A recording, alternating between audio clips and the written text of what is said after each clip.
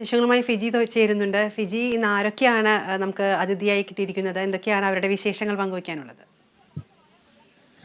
ആ വിദ്യ, നമസ്കാരം. എങ്ങനെ പോകുന്നു കാര്യങ്ങൾ അവിടെ? വിദ്യാബാലന്റെ പുതിയ സിനിമയൊക്കെ ഉണ്ടോ? ഹിന്ദി സിനിമ തൽക്കാലം ഇപ്പൊ ഒന്നും എടുത്തിട്ടില്ല. ഇപ്പൊ നമ്മൾ കലോത്സവത്തിന്റെ തിരക്കിലായതുകൊണ്ട് അതുമായിട്ട് പോവാന്ന് വിചാരിച്ചു. ഓക്കെ, പേരിൽ മാത്രമേ ഉള്ളൂ ഒരു സാമ്യം, വേറെ ഒന്നിനും സാമ്യമില്ല. വിദ്യ ഇപ്പോൾ ആദ്യം ഒരു കാലാവസ്ഥ റിപ്പോർട്ട് ചെയ്യുന്നത് തന്നെ തുടങ്ങണമെന്നിരിക്കുന്നു. നമ്മളിവിടെ വെയിലാണ്, ചൂടാണ് എന്നൊക്കെ പറഞ്ഞു. പക്ഷെ ഇപ്പം എനിക്ക് ചുറ്റും കാണാം, ഞാൻ ഇന്ന് കറുപ്പിട്ട് വന്നാണോ എന്ന് അറിയത്തില്ല, എന്റെ പുറകിൽ ആകാശം മുഴുവൻ ഇപ്പോൾ ഇരുണ്ട് കറുത്ത് വരികയാണ്. ഈ കറുപ്പിട്ടിട്ട് എങ്ങനെയുണ്ട്?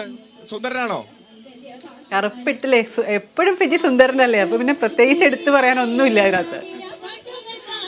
ഓക്കെ, ഞാൻ തിരിച്ചു വരട്ടെ. നമുക്ക് കുറച്ച് ലീവൊക്കെ തരപ്പെടുത്താം. എന്തായാലും സുന്ദരനൊക്കെ പറഞ്ഞില്ലേ, ശരി. നമ്മളെ ഇന്നത്തെ എന്തൊക്കെയാണ് വിശേഷങ്ങൾ പങ്കുവയ്ക്കുക? ഓക്കെ, എന്തൊക്കെയാണെന്ന് പറഞ്ഞാൽ ഇപ്പോൾ ആദ്യം പറയാനുള്ള ഒരു കാലാവസ്ഥ റിപ്പോർട്ടാണ്.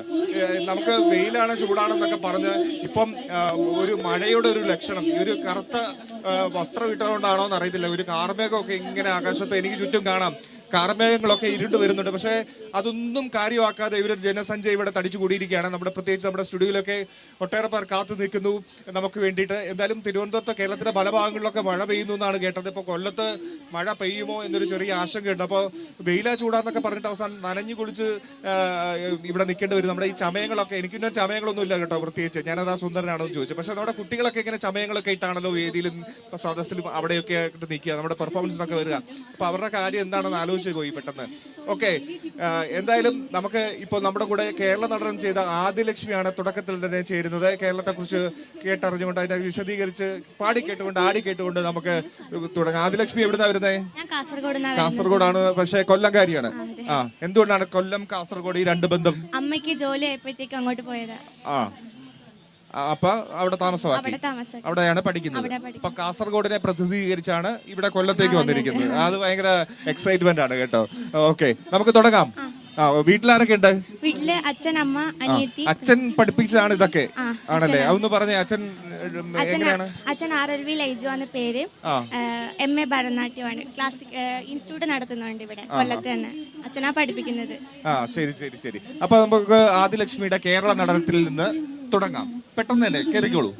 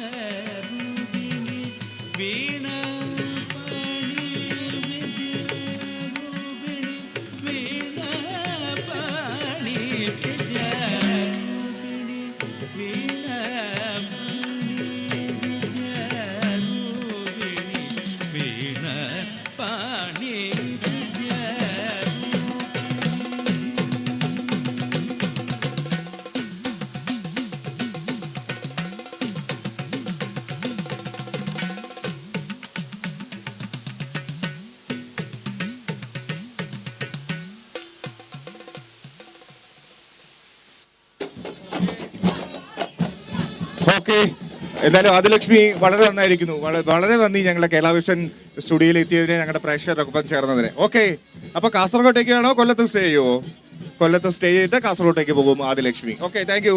ഇപ്പൊ നമ്മൾ അടുത്തതായിട്ട് പോകുന്നത് ഒരു ഒപ്പനയിലേക്കാണ്. അപ്പൊ അവര് റെഡി ആയിട്ട് ഇതിന്റെ പുറകിൽ തന്നെ നിൽപ്പുണ്ട്. നമുക്ക് അതിലേക്ക് പോകാൻ ഇച്ചിരി സമയം എടുക്കും, കുറച്ച് സമയം, ഇച്ചിരി സമയം. അപ്പോൾ ഞാൻ തിരിച്ചെത്താം പെട്ടെന്ന്. ആ ഒരു സമയം കൊണ്ട് നമുക്ക് തിരുവാതിര കണ്ടുവരാം അല്ലേ Fiji? Okay okay okay okay